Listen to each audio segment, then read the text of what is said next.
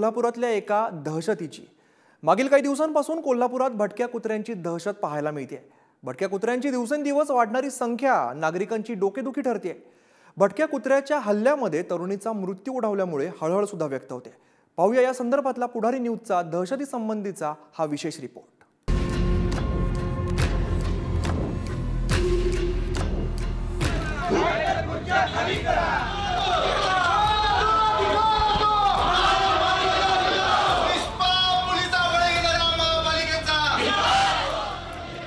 कोल्हापुरातले सगळे राजकीय पक्ष एकवटले। कोल्हापूरकर ज्या दहशतीच्या छायेखाली आहेत त्यासाठी ते प्रशासनाला धारेवरती धरतायत। कोणी आंदोलन करतंय तर कोणी थेट महापालिकेच्या कार्यालयात शिरून अधिकाऱ्यांना जाब विचारतंय। कारण दिवसेंदिवस भटक्या कुत्र्यांची संख्या वाढतेय। या भटक्या कुत्र्यांनी सृष्टी शिंदे या तरुणीवर हल्ला केला। या हल्ल्यात जखमी झालेल्या तरुणीनं रेबीजमुळे जीव गमावलाय। नाहक बळी गेलेल्या निष्पाप मुलीच्या मृत्यूला नेमकं जबाबदार कोण असा सवाल कोल्हापूरकर उपस्थित करतायत। महानगरपालिका प्रशासन आणि संबंधित अधिकाऱ्यांविरोधातच सदोष मनुष्यवधाचा गुन्हा दाखल करण्याची ते मागणी करतायत। कोल्हापुरातील सृष्टी शिंदेचा 20 वर्षाच्या मुलीचा हकनाक बळी या महानगरपालिकेने घेतला। गेले कित्येक वर्ष भारतीय जनता पार्टी सातत्यानं कोल्हापुरातील मोकाट कुत्र्यांचा बंदोबस्त करा अशी मागणी करत आहे। यावर खरं तर आजच आम्ही एका तज्ञ विधिज्ञाशी बोलून आयुक्तांवर आणि आरोग्य अधिकाऱ्यांवर सदोष मनुष्यवधाचा गुन्हा नोंद करता येतो का हे पाहणार आहे। पण इतक्या शांतपणे महानगरपालिका ही कशी राहू शकते हा खरंच प्रश्न आहे। आणि त्यामुळं आम्ही वारंवार रस्त्यावर उतरून सुद्धा महानगरपालिका ह्याची दखल घेणार नसेल तर आम्हाला ह्याच्यापेक्षाही तीव्र आंदोलन करून महानगरपालिकेचे डोळे उघडायलाच लागतील। महानगरपालिकेचा जवळपास वर्षभरापासून विविध संघटनांनी पाठपुरावा करून देखील आज अखेर महानगरपालिकेच्या कुठल्याही अधिकाऱ्याने कुठल्याही विभागाने भटक्या कुत्र्यांवर विशेष अशी काही कारवाई केलेली नाही। त्याच्यामुळे आज एका तरुणीला पुन्हा एकदा जीव गमवावा लागला। हीच शृंखला जर सुरू राहिली तर कोल्हापूरमध्ये अतिशय भीतीचं वातावरण निर्माण झालेलं दिसतं।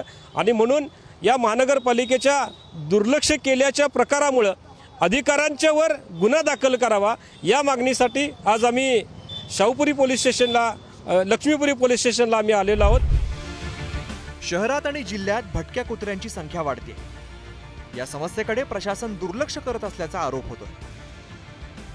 गेल्या वर्षभरात भटक्या कुत्र्यांनी घेतला तब्बल 75,000हून अधिक नागरिकांचा चावा। एकट्या CPR रुग्णालयात दररोज 20 ते 30 कुत्रा चावल्याचे रुग्ण येत आहेत। गेल्या 10 वर्षात तब्बल 15 जणांचा श्वानदंशाने मृत्यू झाला। कुत्री वाहनांचा पाठलाग करतात त्यामुळे अपघातात अनेक जण जखमी होत आहेत। शहरापेक्षा ग्रामीण भागात कुत्र्यांची समस्या अधिक गंभीर आहे। कोल्हापूर शहरात सुमारे 20,000च्या घरात भटकी कुत्री आहे। शहरातील चिकन आणि मटणाची दुकानं तसंच मांसाहारी खाद्यपदार्थ विक्रीचे गाडे असलेल्या परिसरात या झुंडीचा वावर आहे। या भटक्या कुत्र्यांच्या पैदासीवरती नियंत्रण ठेवण्यासाठी प्रशासनाकडून निर्बीजीकरण केलं जातं की नाही हाच सवाल उपस्थित होतोय। 2 वर्ष आम्ही सातत्याने पाठपुरावा करतो की इथं ऑपरेशन्स केले पाहिजे। कारण या प्रश्नावरती एकच उपाय आहे की निर्बीजीकरण, अँटी रेबीज वॅक्सिनेशनची व्यापक प्रमाणात मोहीम करणं। यासाठी हे करणं गरजेचं आहे। 2 वर्ष आम्ही पाठपुरावा करतो पण ह्याच्यातनं काही निष्पन्न होत नाही आहे।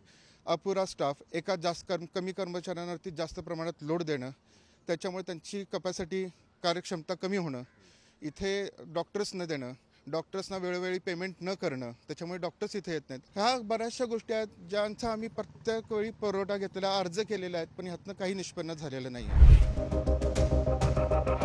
कुत्र्यांच्या पैदासीवरती नियंत्रण ठेवण्यासाठी असलेली यंत्रणा सध्या अपुरी पडताना दिसते। कोल्हापूर शहर वगळता इतर स्थानिक स्वराज्य संस्थांकडे ही यंत्रणा नाहीये। कोल्हापूर महानगरपालिकेकडून कोल्हापुरातल्या 2 ठिकाणी भटक्या कुत्र्यांचं निर्बीजीकरण केलं जातं। त्यापैकीच एक हे कोल्हापुरातल्या आयसोलेशन हॉस्पिटल इथलं हे निर्बीजीकरण केंद्र आहे। मात्र इथली दुरावस्था जी इतकी झालेली आहे त्याच्याबद्दल मात्र अनेक वेळा इथल्या प्राणीमित्रांनी प्रश्न उपस्थित केलेले आहेत, नागरिकांनी प्रश्न उपस्थित केलेले आहेत। या ठिकाणी स्वच्छतेची वानवा असते। आता देखील बघितलं तर काही वेळापूर्वी या ठिकाणी पाणी मारून हे स्वच्छ करण्यात आले। मात्र या ठिकाणी एवढ्या मोठ्या प्रमाणात खरं तर दुर्गंधी आहे। त्यामुळं इथल्या कर्मचाऱ्यांना देखील त्रास जो आहे तो या पूर्वीपासूनच या ठिकाणी पाहायला मिळतोय। कोल्हापूरच्या महानगरपालिकेकडे कोणती यंत्रणा आहे ते पाहूया। कोल्हापूरमध्ये निर्बीजीकरण केंद्र 2 आहे। डॉग व्हॅन आधी 1 होती, आता 4 आहे। डॉग कॅचर 12 आहे। निर्बीजीकरणासाठी डॉक्टर 3 आहेत, सहाय्यक आरोग्य निरीक्षक 2 आहेत, वर्षाचं बजेट 25 लाख रुपये आहे, तर निर्बीजीकरण 7,500 आहे. ही परिस्थिती लवकरच सुधारेल अशी आशा कोल्हापूर महानगरपालिकेचे अधिकारी व्यक्त करतायत.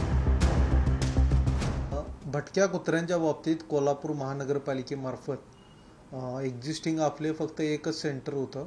त्यानंतर आपण आता त्यांचं निर्बीजीकरण लसीकरणासाठी दुसरं सेंटर केलेलं आहे.